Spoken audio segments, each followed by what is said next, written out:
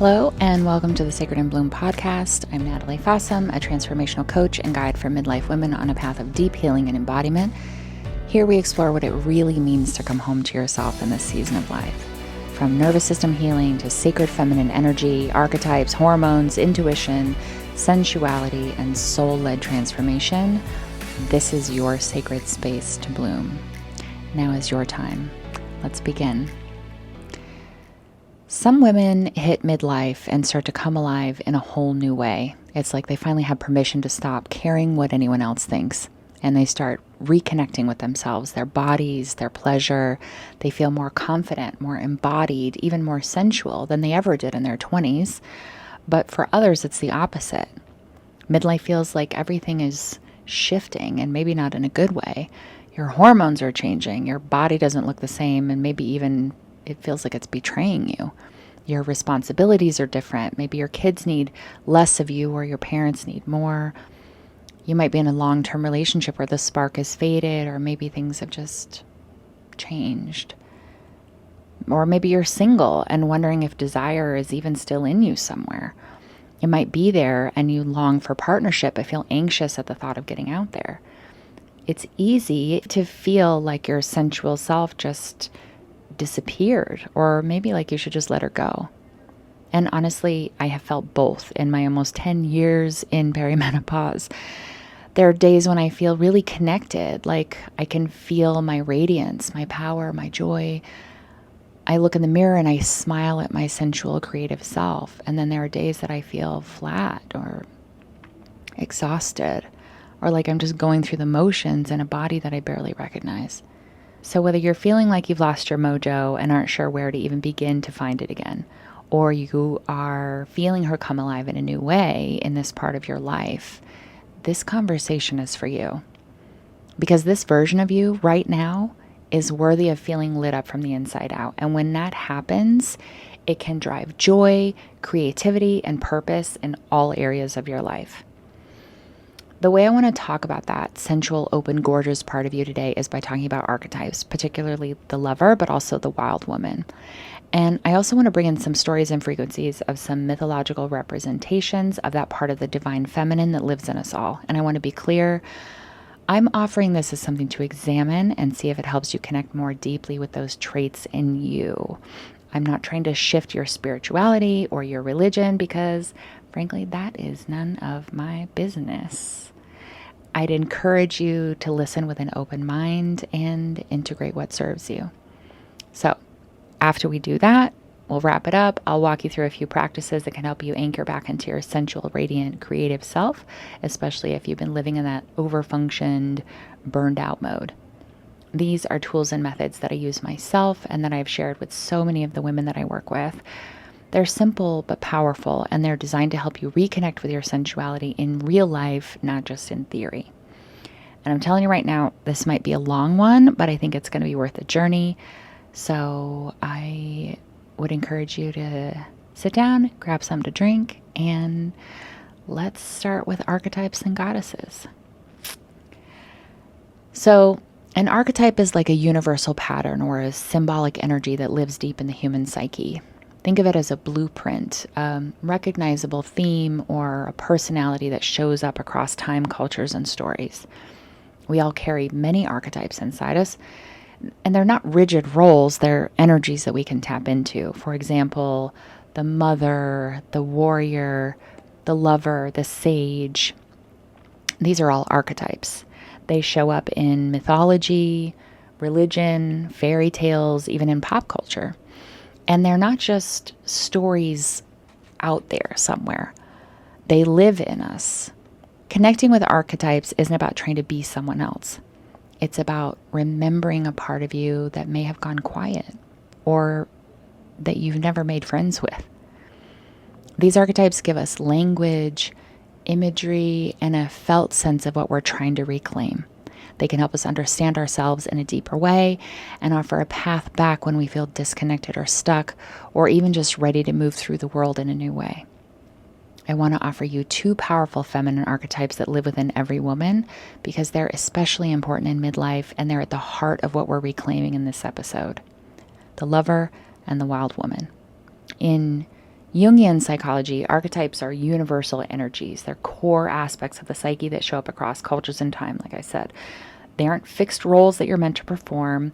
They're inner forces, they're patterns, they're possibilities. And when we're disconnected from one of them, it shows. We feel it in our body, in our desires, in our mood, in our relationships, and even sometimes in our sense of self.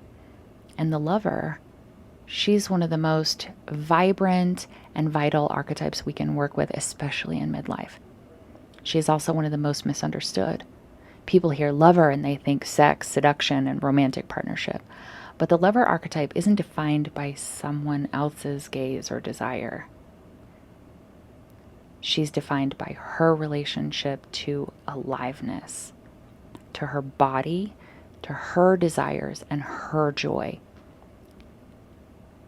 The lover is the part of you that longs to connect with people, yes, but also with beauty, with sensation, with art, with emotion, with nature and pleasure.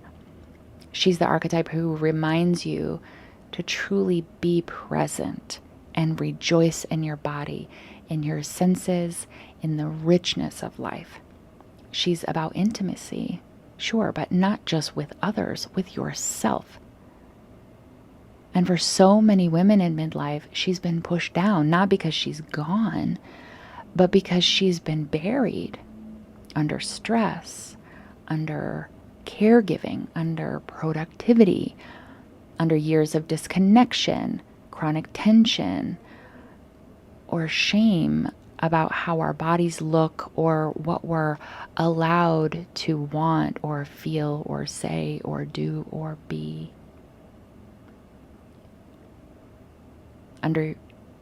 Underneath all of our over-functioning to earn love, we're not taught to stay connected to the lover, not in her fullness. We're taught to prioritize the mother, the caretaker, the achiever. And that's often where our burnout begins, because the lover is the archetype who reminds you you're not just here to give, especially as a woman, you're here to receive. And then we have the wild woman. She's the part of you that refuses to be tamed. That part of you that doesn't want to be palatable or polite or good girl. She's the part of you that howls at the moon when you're alone in the car, that gets angry and fierce when you've been holding it all in for way too long. She's the one who wants to run barefoot, to scream. Sorry, there's a meeting in the room next door. I hope that's not too distracting. She's the wild woman is the one who wants to speak the truth that's been sitting stuck in your throat for years. She's not wild just for the sake of chaos. She's wild because she remembers what freedom feels like. When our wild woman is exiled, we feel numb, we feel repressed, we feel over-controlled. When she's integrated, we feel powerful, present. Like our needs matter. We feel unapologetically real. And here's what's beautiful. These two archetypes are not opposites. They're allies. The lover softens you, opens you, connects you to joy, pleasure, and beauty. The wild woman, she grounds you. She clears you. She connects you to truth, to anger, and to authenticity. They both want to bring you back to yourself, back to your body, back to your wholeness. And when you spent years being everything to everyone else, when your hormones are shifting, your roles are changing, the image in the mirror feels unfamiliar, they're the ones who help you come home. So how do we start to reawaken those parts of ourselves? For me, that's where the goddesses come in. And again, this isn't a religious conversation. If you are already there and you jive with goddess energy and that type of spirituality, hello, friend. And if you don't, also, hello, friend. Let me introduce you to something that maybe is going to help you to understand your femininity in a different way. Because archetypes don't just live in our psychology. They also live in our mythologies, in our stories, in our bodies. And goddess work is one of the most powerful ways I know to reconnect with those deeper energies. Again, this doesn't mean you're worshiping them or accessing them in a religious context, unless that's your jam. It's about seeing how these energies can be embodied so that you can create a template to access them in yourself. So with these archetypes in mind, I want to introduce you to 5 goddesses who carry these energies each in her own way. Hathor, the radiant Egyptian goddess of joy, sensuality, beauty, and sacred celebration. Aphrodite, the Greek goddess of self-love, magnetic embodiment, and cosmic desire. Lalita Tripura Sundari, the tantric goddess of bliss, spiritual power, and sensual sovereignty. Lilith, the dark feminine archetype of unapologetic truth, raw power, and erotic liberation. And Inanna, the original goddess of love and war, of beauty, transformation, and becoming. Each one holds a different expression of the lover and the wild woman. Each of them will meet you where you are and help guide you back to your most radiant, rooted, and fully alive self. This may take a minute, so maybe settle in, because I think it's going to be worth the journey. Let's begin with Hathor. For me, she's such a powerful embodiment of the radiant feminine, of joy, of beauty, embodied presence, and the nourishment we so deeply need for ourselves. And we're fine giving it to others, but we're not maybe as good at giving it to ourselves, especially in midlife. Hathor is one of the most ancient and beloved goddesses in the Egyptian pantheon. I don't know if you've heard of her, but she was worshipped for over 3,000 years and took many forms: cosmic mother, goddess of fertility, of love, of music, dance, sensuality, and joy. She was called the Golden One and the Lady of the Stars. Her name means House of Horus, and in some traditions, she's said to be the mother of Horus, offering not just nurturing, but divine creation through her own feminine power. She is also, in an ancient way, called Heteru, which is how I refer to her in my own personal practice, but most people recognize the name Hathor, so that's what I'm using here. She is often depicted with a sun disk cradled between 2 horns, the horns representing the sacred cow, a symbol of fertility and nourishment, and the sun disk linking her to Ra, the source of divine light and life-giving radiance. And that alone is such a powerful metaphor, right? To be both radiant and nourishing, to carry light and be a source of sustenance. It reminds me that the feminine isn't just soft, it's life-giving. It feeds us. And something that I think is so freaking cool is that Hathor's temples, they weren't places of penance.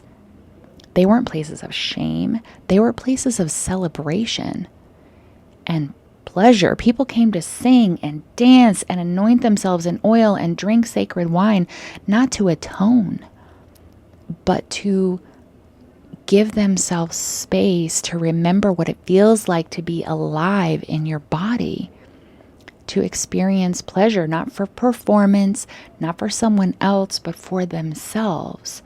That's huge. And for many of us, especially in midlife, that way of being has been buried under years of responsibility and survival mode. I know it was for me. Maybe you've been the one holding everything together for your family, your kids, your work, your aging parents. Maybe rest has always felt like something you have to earn. It's not. Maybe beauty feels like something that used to belong to you, but has somehow drifted out of reach. That's why Hathor's frequency is so healing. She doesn't ask you to prove anything. She doesn't care about your productivity or how put together you are. She wants you full. She wants you radiant from the inside out, not because you checked everything off your list, but because you remembered how to come home to yourself. Hathor teaches that rest is not a reward. Joy is not frivolous. Beauty is not a luxury. It's nourishment. And softness is not something to be ashamed of. It's sacred. And you can have power in softness. Her energy is especially healing for women who have lost touch with pleasure, who feel flat, disconnected, or numb, who haven't danced in years, who no longer reach for beautiful things because they don't feel practical, who've been stuck in chronic stress, whose bodies don't feel safe to relax anymore. She brings you back to your senses, to the body, to the moment. Hathor reminds us that radiance isn't about age or youth or being polished. It's about presence. It's about being in your body and letting your glow come from being nourished, not depleted. You cannot give from emptiness. You have to give from overflow. And we all need to stop waiting for other people to fill us up and be caretaking that part of ourselves so that we can show up fully and not just for others, but for ourselves. She's about being connected to music and the voice too, especially for women who felt silenced. Whether by trauma, cultural conditioning, or just sheer exhaustion, a lot of us lose our voice over time. And Hathor says, hey, let's find it again. Let's open your throat. Let's sing, hum, moan, dance. Let energy move through you again. Let it heal you. When I think of Hathor, I think of golden light. I think of warmth that comes when you let yourself rest without guilt, when you wrap yourself in something soft and remember that you don't need to hustle for your worth. So if any part of you has been craving joy but doesn't know how to access it, if your body feels like something that you manage instead of something that you enjoy, if pleasure has felt distant or unsafe or even unnecessary, Hathor is a beautiful place to begin. Her invitation is simple but powerful. You are allowed to feel good. You're allowed to rest. You're allowed to be soft. And you are meant to receive. Hathor to me is the nourisher. Her radiance is golden and generous. She invites you to soften, to rest, to open your senses and receive. Her energy is maternal, celebratory, earthy, and sustaining. She teaches you how to be held. She helps you reconnect with joy, with your voice, with the beauty of simply being alive in your body. And for a little contrast, our next goddess is Aphrodite, another goddess associated with the lover archetype. She invites you into expression. She's not here to hold you. She's here to mirror you, to challenge you to stop performing and start inhabiting yourself fully. Her beauty is more confrontational, not in a harsh way, but in the sense that she won't let you off the hook. She wants you to look at yourself and really see who's there, underneath all the shoulds and the shame and the conditioning. So where Hathor brings soft radiance, Aphrodite brings fierce self-possession. Hathor is the sacred pause. Aphrodite is the sacred spark. And in midlife, we need both. We need the nourishment that Hathor brings. We also need the unapologetic reclamation that Aphrodite offers, especially when we've been healing from a lifetime of being told that our value comes from being useful, beautiful, thin, quiet, desired, compliant. Aphrodite is for the woman who's ready to stop waiting for permission. She says, you don't have to shrink, you don't have to wait, you don't have to be someone else's idea of beautiful. You get to be fully expressed. Aphrodite is the most well-known goddess in Greek mythology and is also one of the most misunderstood. I think so many of us, especially growing up in Western culture, were taught to see her through a very narrow lens. The goddess of sex, beauty, romance, the woman who exists to be desired, the ultimate seductress. But there is so much more to her than that. Aphrodite is not just a pretty face or a love interest in someone else's story. In one of her origin myths, she doesn't even come from a mother or a father. She rises from sea foam fully formed, a creation of the cosmos. In some versions, she's born from the ocean after Uranus, the primordial sky god, is castrated, and his bits and bobs are cast into the sea. That's where the foam comes from. So she's not born out of tenderness. She's born from chaos, from rupture, from an act of destruction, comes this embodiment of sensual beauty and love. And I don't know if that resonates for you, but I have certainly had some chaos and rupture and destruction in my life. And Aphrodite is letting you know that you can still be in this place despite that.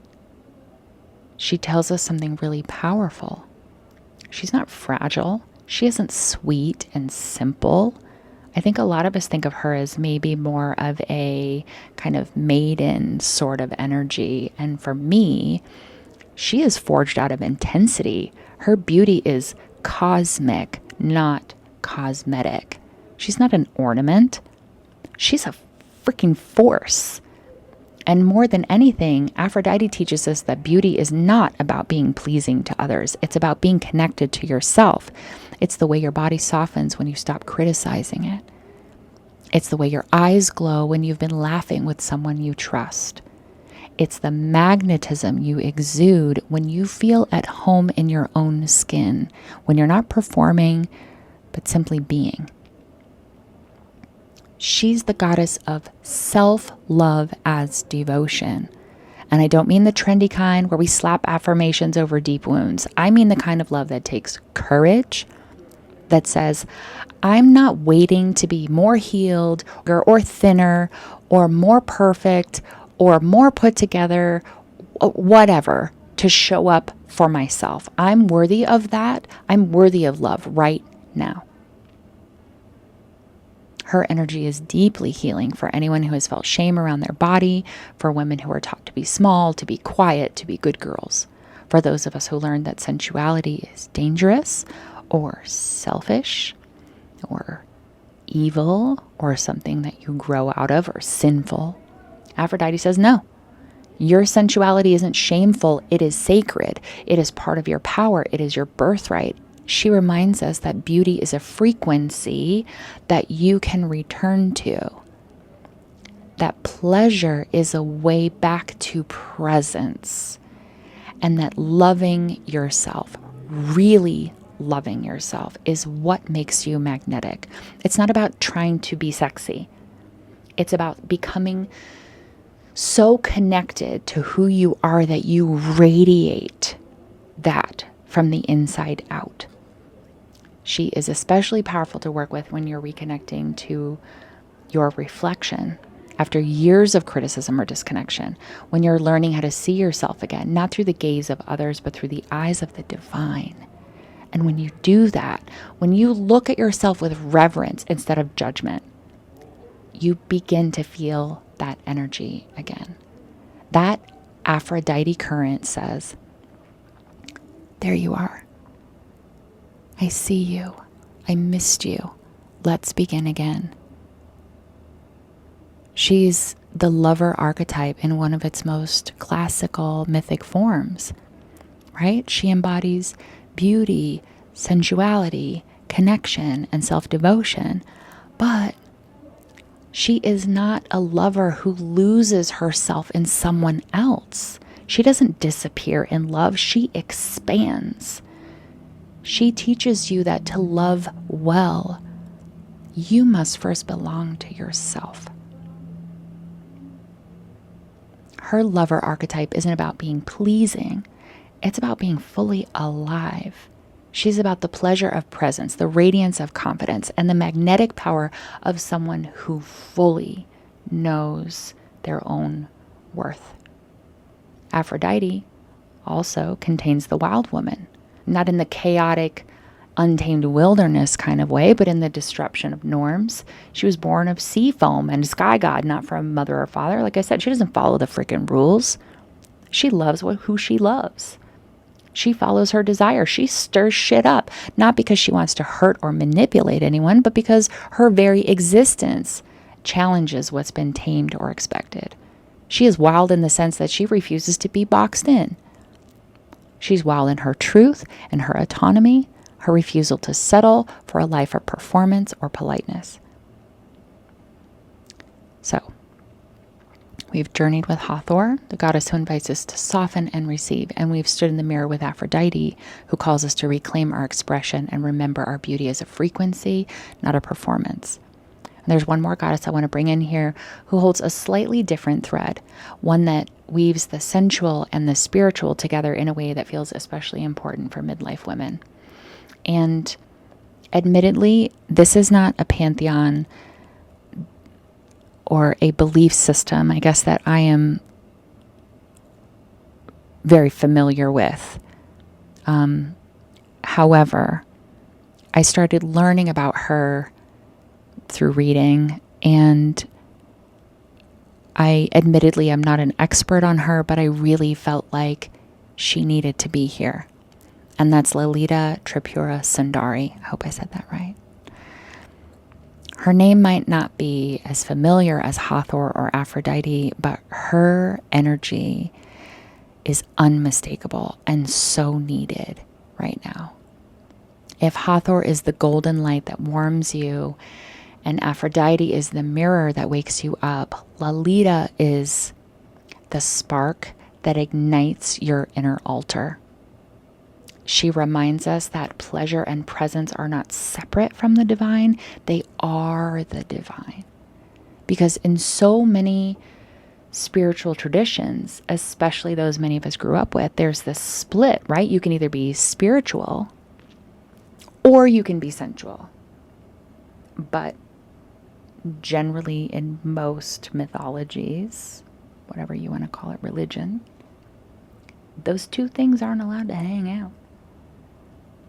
And so there's sacred or sexual, but not both.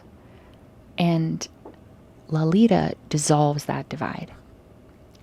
She shows up with full body sovereignty, radiant, playful, completely at ease in her power. And she says, you don't have to suffer to be holy. You can awaken through joy. So I hope that I do service to her. Let's drop into her story.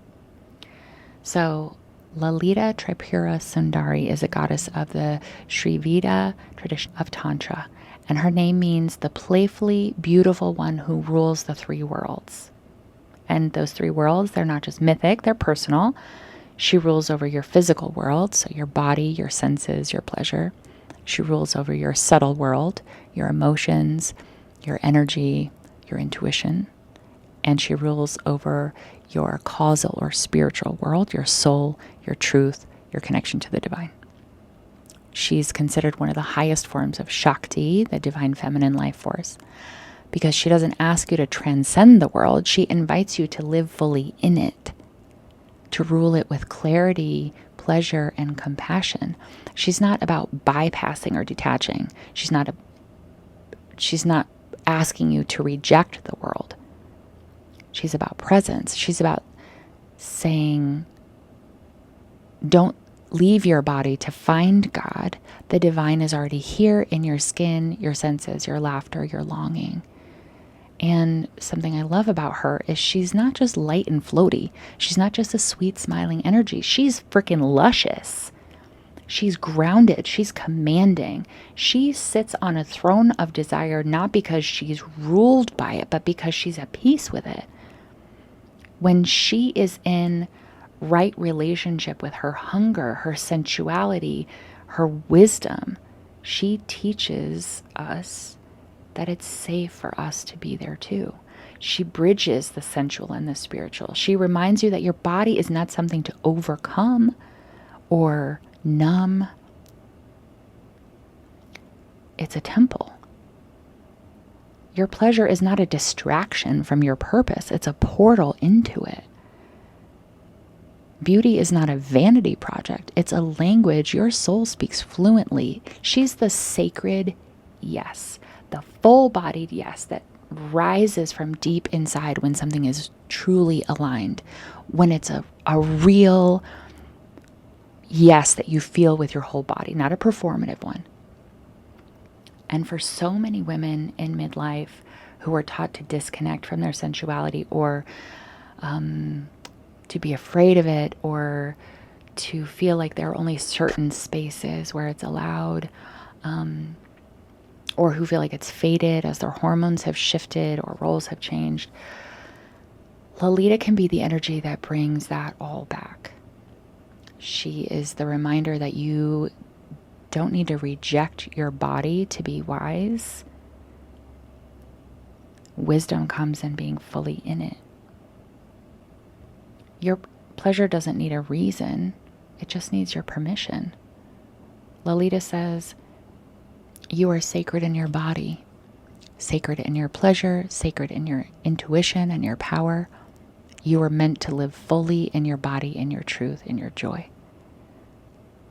She embodies the lover through her full presence, her devotion to beauty, and her sensual embodiment.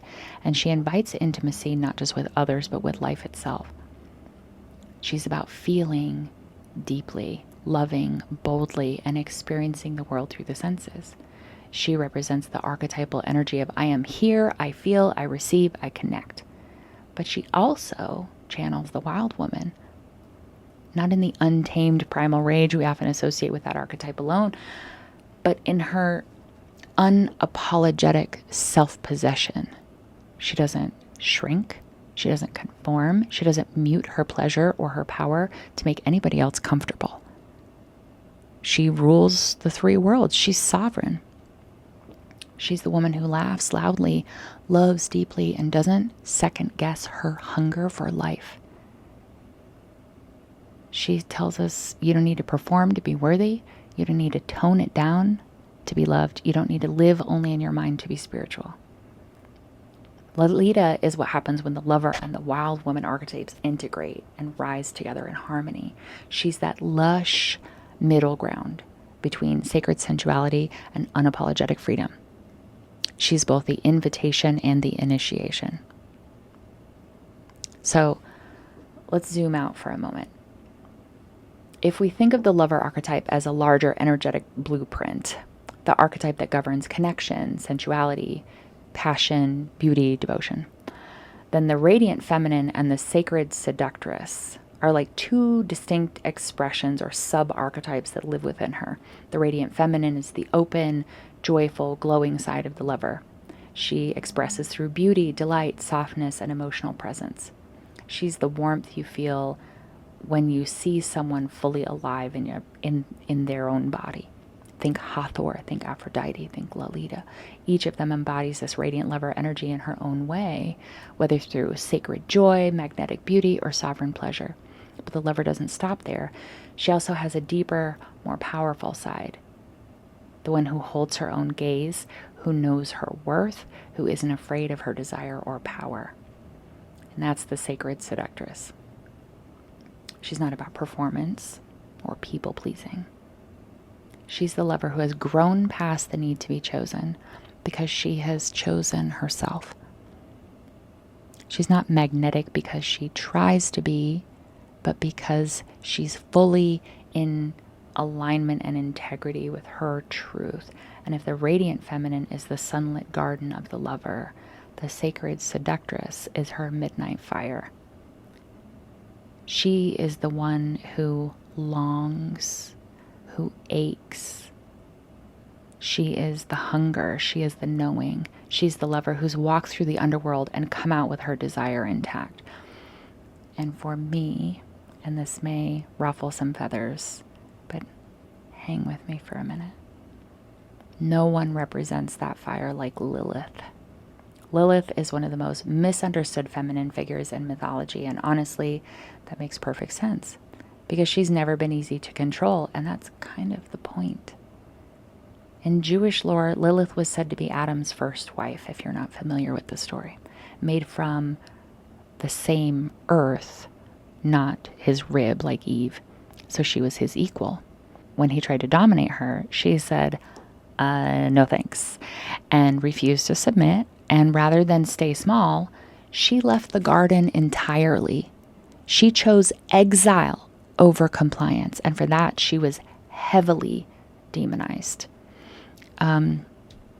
There's a channel that I love on YouTube called Briefed, and he does an amazing job of teaching you about Lilith and about her mythology.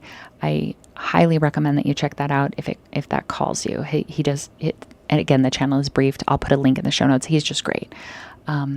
If you are interested in that story, it's just really well done. So anyway, so over time, Lilith has become associated with all the things that patriarchal culture has feared in women, all of the things that it wants to tamp down. Sensuality for its own sake, independence, sexual autonomy, power. She was cast as a seductress, a danger, a monster. But really, she was just sovereign. And that sovereignty was threatening. Lilith isn't seductive in the way we've been taught to think of seduction. She doesn't perform, she doesn't manipulate, she doesn't twist herself to be acceptable. She's powerful because she's aligned with herself. Her energy says, I know what I want, I know what I'm worth, and I won't shrink to make you more comfortable. Lilith is the embodiment of erotic truth, of the woman who no longer abandons herself, the woman who claims her pleasure, her voice, her body, her truth, even when it costs her belonging. She's not afraid of being too much. She's more afraid of being untrue. And if you've ever been shamed for your sensuality, if you've ever silenced yourself to keep the peace, if you've ever played small because your fire scared someone else, Lilith is already walking with you. And what I believe she whispers is this: you don't have to be palatable. You don't have to be pleasing. You don't have to be quiet. Your truth is holy, your hunger is holy, and you are not broken for wanting more. And here's what's wild. Lilith isn't disconnected from the lover at all. She is the lover too, just in her most unapologetic form. She's the lover who no longer waits to be chosen. And she's the wild woman too, untamed, intuitive, fierce, free. She teaches us that sensuality is not about being desirable to someone else. It's about being fully alive in your own skin and connecting from that place. It's about turning your gaze inward and saying, I see you, I honor you, I choose you. And honestly, in midlife, that reclamation is everything. Because as our bodies change, as our roles shift, as we move through grief and loss and transformation and these crazy things happening to our bodies and our roles shifting underneath us, we need the kind of power and sensuality that doesn't depend on external validation. We need the kind that burns from within. And that, I believe, is Lilith's gift. Not prettiness, not performance, but presence. So let's take a breath here. Because this is what the sacred seductress really offers us. Not just sexuality or sensuality, but the power to say yes and no from a place of truth. She's the fire that we thought we had to hide. She's the part of us that refuses to go numb. She's the one who says, I want, I ache, and I burn, and that doesn't make me wrong. It doesn't make me sinful. It makes me whole. And I know this is a long episode, and I really appreciate you being here. There's just one more goddess that I really need to bring in. And if you've been walking through midlife feeling stripped down, cracked open, or like you're descending into a version of yourself that you barely recognize, she is already with you. And that's Inanna. She's one of the oldest recorded goddesses in human history, worshipped for over 3,000 years throughout ancient Sumer and Mesopotamia. She was called the Queen of Heaven and is associated with Venus, the morning star. She was worshipped as a goddess of both love and war, beauty, sensuality, fertility, and absolute cosmic power. She wasn't just radiant and adored, she was also fierce and very complex, and in many ways deeply human. She held multitudes. Inanna is the original embodiment of the lover archetype, but not the watered down version. She's erotic and emotional and expressive and bold. She rules love, sex, and pleasure, but she knows her beauty. She celebrates her power to attract, to magnetize, and to inspire. She's the radiant feminine in her fullness, confident, playful, adored, and unashamed. But Inanna is also the sacred seductress. She walks with intensity. She holds boundaries. She knows when to lean back and when to rise. She's both soft and sovereign. Sensual, yes, but never submissive. She wears her desire without apology and walks through the world as if it belongs to her, because it does. Her sexuality is not for performance. It's part of her life force, her creative energy, her divine inheritance. In the Sumerian myth of Inanna's descent, she passes through 7 gates on her way into the underworld, ruled by her sister Ereshkigal. And at each gate, she's required to remove a piece of her royal regalia or a power symbol. This represents a stripping away of her ego, identity, her status, her control. Her descent is an initiation, a metaphor that deeply resonates for some women in this midlife transition, for those of us doing a lot of this deep inner work. The 7 gates Inanna passes through are often interpreted symbolically, with each item removed representing a layer of personal power, of identity, of protection. At the first gate, she gives up her crown, symbolizing her spiritual authority. The second gate takes her necklace, representing communication or self-expression. At the third, she removes her breastplate, a symbol of strength or protection. The fourth gate requires her to hand over her lapis staff, representing her power and her sovereignty.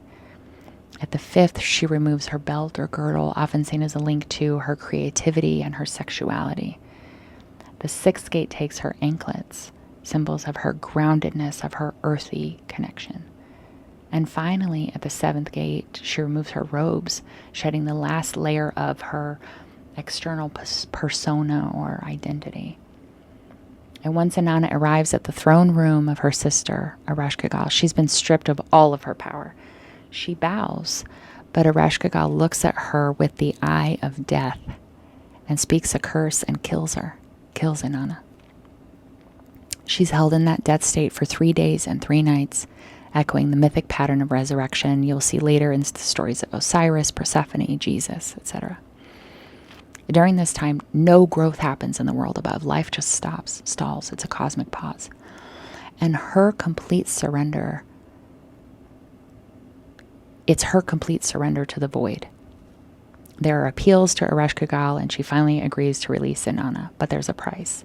No one leaves the underworld without sending someone in their place. So when Inanna returns from the underworld, she's not allowed to leave freely. One of the laws of the great below is that no one leaves unless someone is sent in their place, like I said. So the Galad demons, servants of the underworld, accompany her back to search for a substitute. And stick with me here, the payoff is worth it. Inanna encounters several people on her return, including her loyal servant, others who mourned her during her death. And she refuses to give them up because they grieved for her. But then she reaches Dumuzi, who was like her man, right? And she finds him sitting on his throne in his finest clothes, like totally freaking unbothered by her absence. He's not grieving. He didn't honor her descent. And this pisses her off. She fixes the gaze of death on him, just as Ereshkigal had done to her, and allows the demons to seize him. And he flees, but he's eventually caught. And in some versions, his sister volunteers to take part of a sentence, and the two agree to alternate half the year, explaining the same seasonal cycle of growth and dormancy that we see in the myth of Persephone later in the Greek tradition. So Dumuzi is the one who replaces Inanna in the underworld, chosen not because he was evil, because he was indifferent. Because his failure to mourn her transformation cost him his freedom. And this myth is powerful as a metaphor for those who do not honor the death and rebirth of the feminine, who look away and remain unchanged. They are not spared the descent themselves. So Inanna rises, but she's changed. She's no longer just radiant or revered. She's initiated. She returns with the understanding that power, love, and sovereignty require shadow work, sacrifice, grief. And for me, this is why her story is so relevant to midlife, because this is exactly what happens to so many of us, right? We freaking descend, sometimes willingly, sometimes not. We shed roles and identities and illusions and stories about ourselves that we have outgrown. We're stripped down by grief, by change, by hormones, by heartbreak, by the sense that like nothing fits anymore. And in that darkness, something dies. But that's not where the story ends. Like Inanna, we rise again, or we can. Maybe not the same, not polished or untouched, but truer, wiser, fiercer, more fully ourselves. She is with us when we are brought to our knees by life. When our old self dies, she's with you when you rise, with clarity, with sovereignty, with fire in your freaking chest, and no tolerance left for the things that once kept you small, because you've walked through the dark and you know your worth. And if this episode happens to find you around the time of Easter, you may be feeling the deeper pull of that cycle, because long before resurrection was a Christian theme, that was Inanna's story. Hers is one of the oldest resurrection stories in human mythology. She dies, she's mourned, and she returns. Not just reborn, but transformed. Her story is the root of a cycle so many of us are walking today. Death and rebirth, descent and return. The spring rising after a long inner winter. So if you've been walking through something that feels like a descent, know this: there's nothing wrong with you. This is the spiral path of the feminine. And Inanna walks it with you. She's the lover who owns her erotic power. She's the radiant queen who knows she's worthy of pleasure. See, she is the seductress who chooses herself again and again. She's the woman who knows how to die and still rise. She is you when you stop apologizing for your bigness, your too muchness, your longing, your cycles, your becoming, your shifting, your changing. She's the embodiment of that sovereignty. And if you've been stripped down, if you're standing in the in-between, if you don't know yet who you're becoming, she stands with you in the dark. And she says, this too is sacred. You're not falling apart. You're shedding. You're becoming. Sit with it. Breathe through it. Let it be holy. I hope each of these frequencies of the feminine has helped you connect to the truth that your libido, your ability to access passion, is about so much more than sex or the gaze of someone else. It's about access to your own sovereignty, your ability to see your own beauty, to speak your own needs, to allow your own joy. It's about being in your own creative power, in your belief, in your own worthiness, and your ability to relax and receive without guilt. With ownership, with a knowing that you deserve to receive. It's about how you move, care for, and celebrate your body. It's about how you fill your own cup so you can give from overflow, not from exhaustion.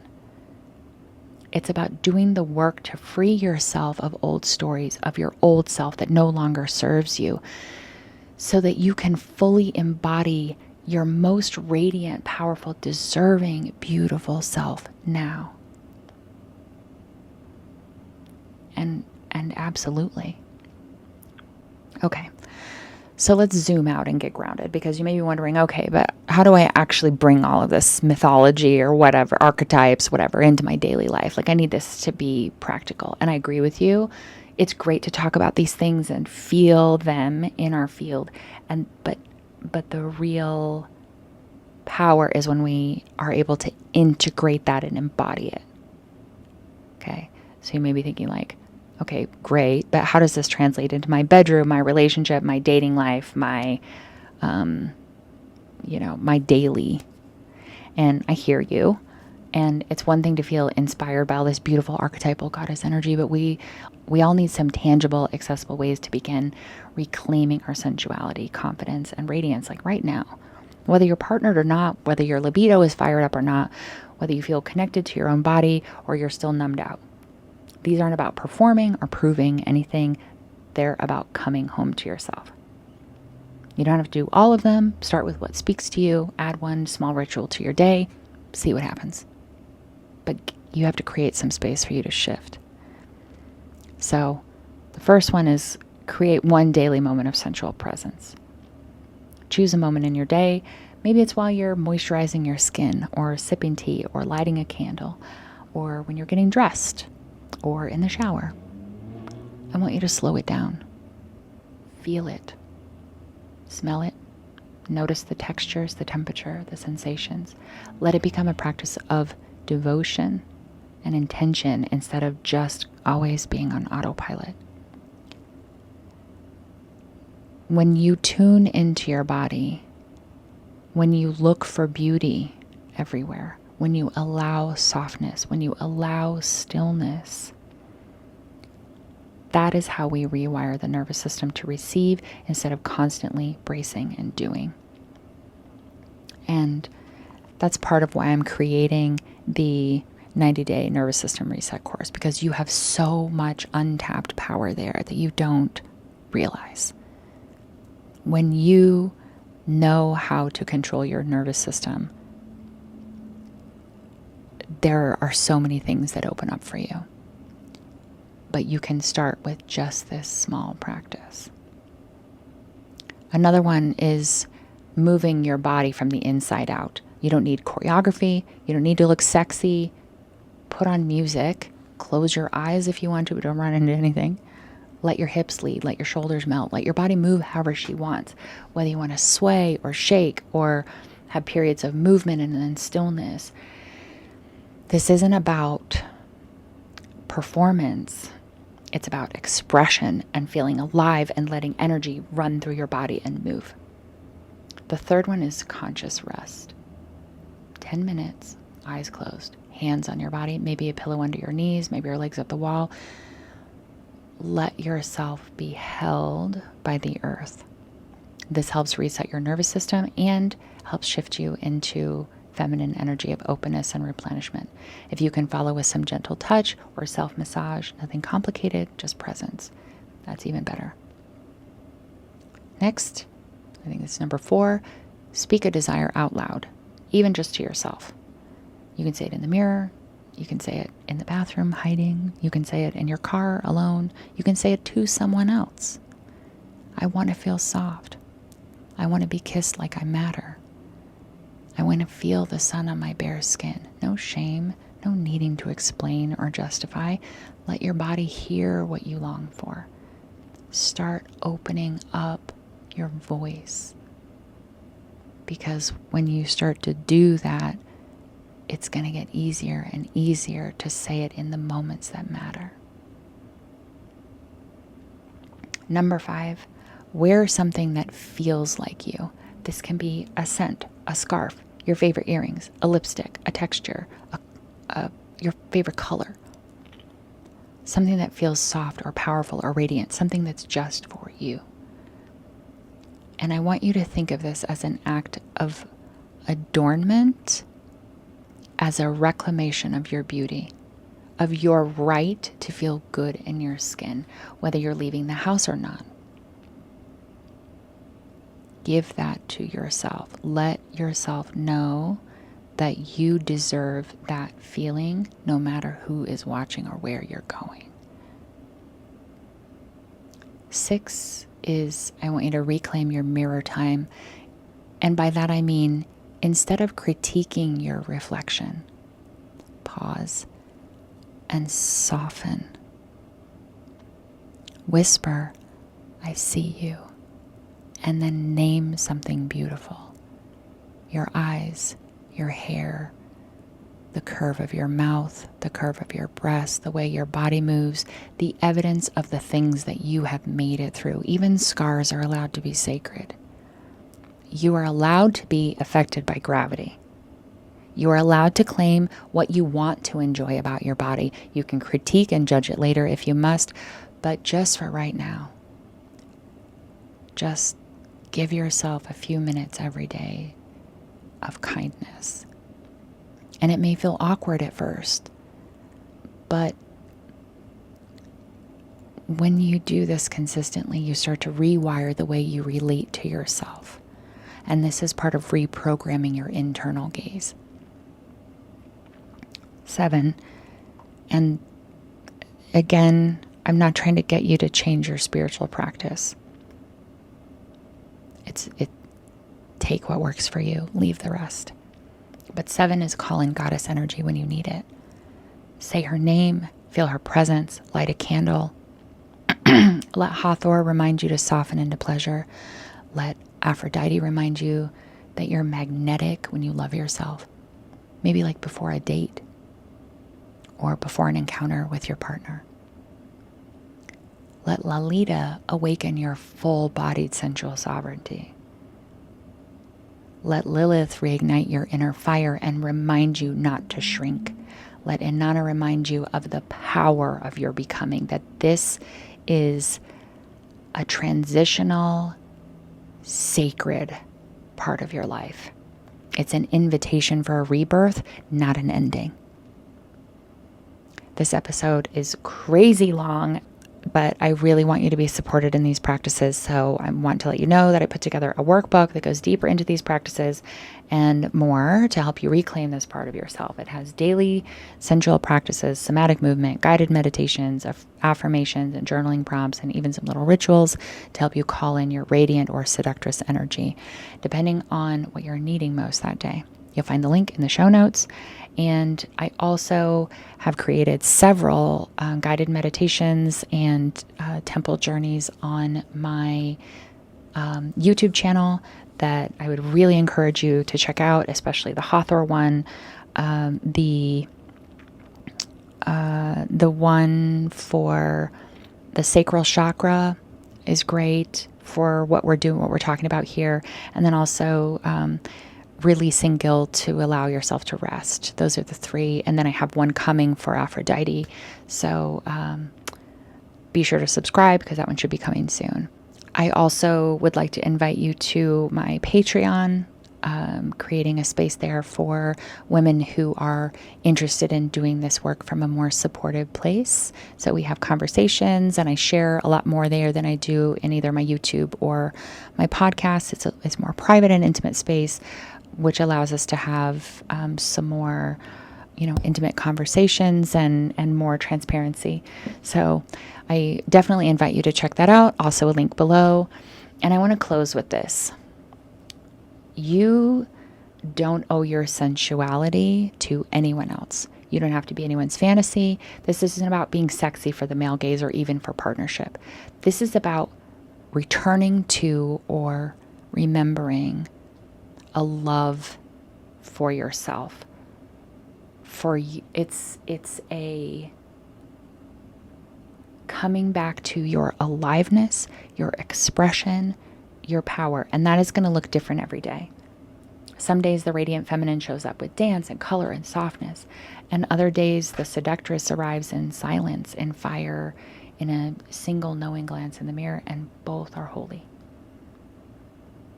If no one else has told you this, you're allowed to change. You're allowed to burn things down.